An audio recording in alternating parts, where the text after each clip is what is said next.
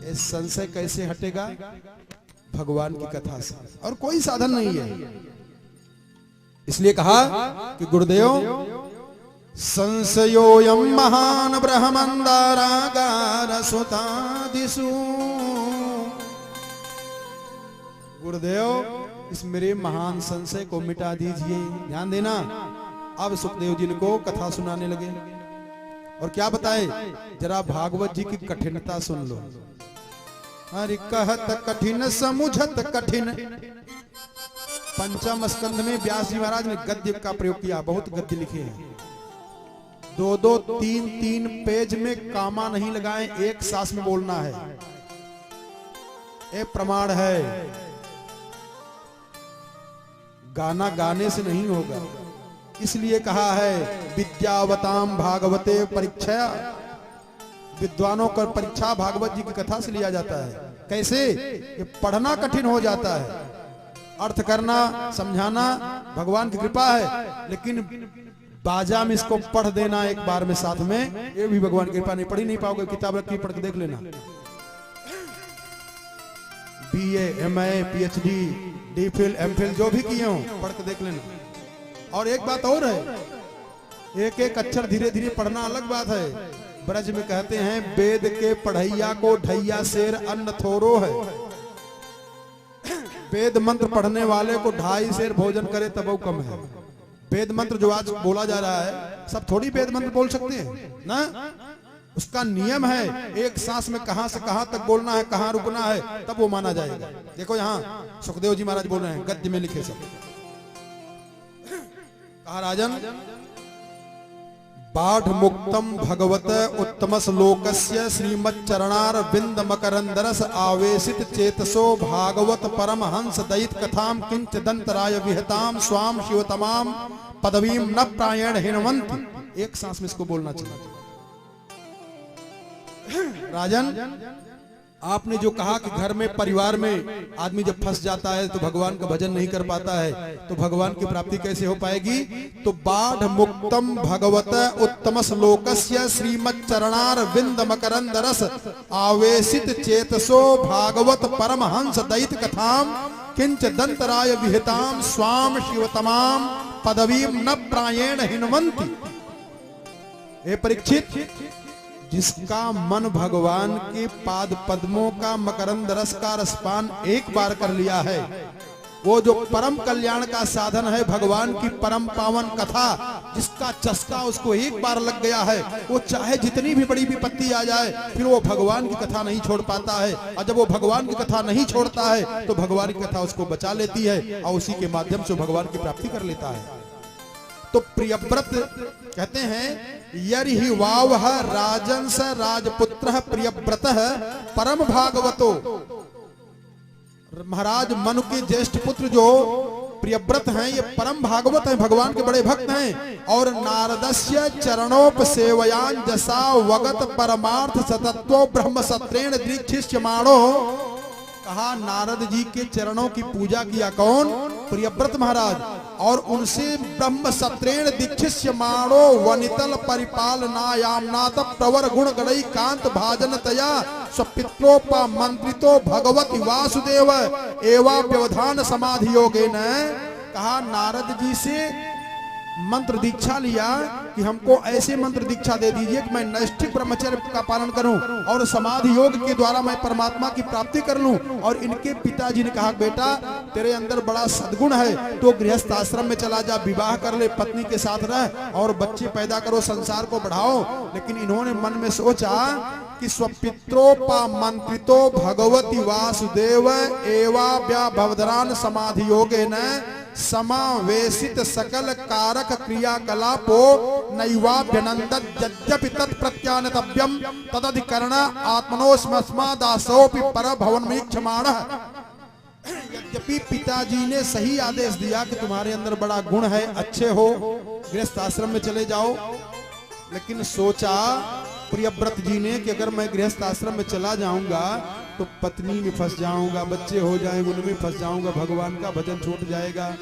इसलिए कहा गुरुदेव मैं पिताजी की बात इनकार नहीं किया, लेकिन माने भी नहीं। तो हुआ क्या अथः भगवानादिदेव एतस्य गुण विसर्गस्य, भगवान जगत पिता ब्रह्मा हंस पर बैठ करके आए और उनके साथ उनके परिकर भी आए। और जब आए तो तत्र तत्र गगन तल उडपति रिव विमाना वल भिनुन पथ ममर बृढ़ विभूत मान पति पथ च वरूथ सह सिद्ध गंधर्व साध्य चारण मुनि गण रूप गीय मानो गंध मादन द्रोणी मवसानुप ससर्प। कहा जगह जगह पर यक्ष किन्नर गंधर्व ये ब्रह्मा जी के साथ में आए और उनका पूजा किया, सम्मान किया। तो कहते हैं कि तत्र है वा एनम देवर्षिर हंसायानेन पितरम भगवंतम। देवर्षि नारद ने देखा कि हंस पर बैठ करके हमारे पिता जगत पिता ब्रह्मा जी आ रहे हैं। और जब आए तो नारद बाबा ने अपने पिता ब्रह्मा जी के चरणों में प्रणाम किया, सब लोगों ने प्रणाम किया। नारद जी ने आंख से इशारा किया, महाराज प्रियव्रत विवाह नहीं करना चाह रहे हैं, ये तो नैष्ठिक ब्रह्मचारी बन करके पिताजी की बात को मान नहीं रहे हैं। तो ब्रह्मा जी ने समझाया, ध्यान देना, ब्रह्मा जी ने प्रियव्रत को समझाया कि बेटा भगवान की प्राप्ति कैसे होती है, जरा ध्यान देना, आप लोग भी समझना, सुनना इस बात को। एक कवि हुए बड़े बढ़िया गीत लिखते थे, बिंदु जी महाराज। उन्होंने लिखा है कि न जाने कौन से गुण पर, इसी बात को बताने का प्रयास किया गया है। न जाने कौन से गुण पर दया निधि रीझ जाते हैं। कोई बैरागी बना हुआ है, कोई नागा बना हुआ है, कोई कुछ बना हुआ है, क्यों? न जाने कौन से गुण पर वो दया निधि रीझ जाते हैं। एक बिहार में पैदा हुए थे, बक्सर वाले मामा कहे जाते, श्रीमन नारायण भक्त माली। वो इसी भाव को अपनी भाषा में बना के गाते थे कि हर प्रभु जी रीझे और रिझावेले कवन गुण पे, प्रभु जी रीझे और रिझावेले कवन गुण पे। अरे कवन गुण पे हो कवन गुणवा पे, हे कवन अरे कवन गुणवा प्रभु जी रीझे और रिझावेले कवन गुणवा पे, ओ प्रभु जी रीझे और रिझावेले कवन गुणवा पे। अरे कवन गुण पे ओ कवन गुणवा पे, है कवन गुणवा पे, अरे कवन गुणवा पे प्रभु जी रीझे और रिझावेले कवन गुणवा पे, ओ प्रभु जी रीझे और रिझावेले कवन गुणवा पे। प्रभु जी रीझे और रिझावेले कवन गुणवा पे, ओ प्रभु जी रीझे और रिझावेले कवन गुणवा पे।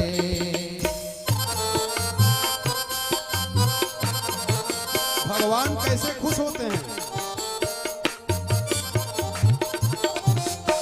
प्रभु जी रीझे और रिझावेले कवन गुणवा पे, प्रभु जी रीझे और रिझावेले कवन गुणवा पे। अरे कवन गुणवा पे ओ कवन गुणवा पे, हे कवन गुणवा पे, अरे कवन गुणवा पे प्रभु जी रीझे और कवन गुणवा पे, प्रभु जी रीझे। क्या बात है?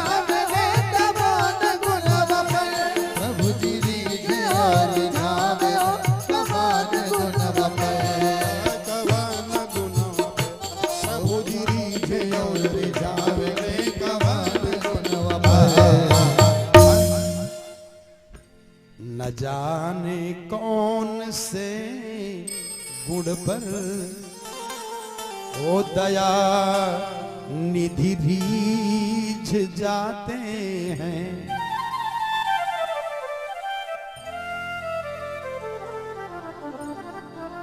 एक शराबी था, शराब पीता था, मंदिर में जाकर के शराब पी रहा था।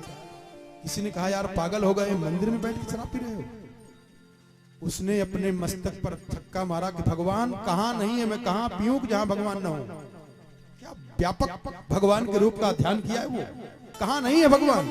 किसी ने मजाक में कहा कि भाई ये बताओ, अगर वो भगवान चाहें तो क्या हाथी को सुई के छेद में डाल सकते हैं। उस नशेड़ी ने नशा में होकर के कहा, करे यार क्या बात करते हो, अगर वो परमात्मा चाह ले तो सुई के छेद में हाथी की क्या बात है, पूरे ब्रह्मांड को सुई के छेद में डाल सकता है। भगवान प्रसन्न होकर के प्रकट हो गए। वाह बेटा।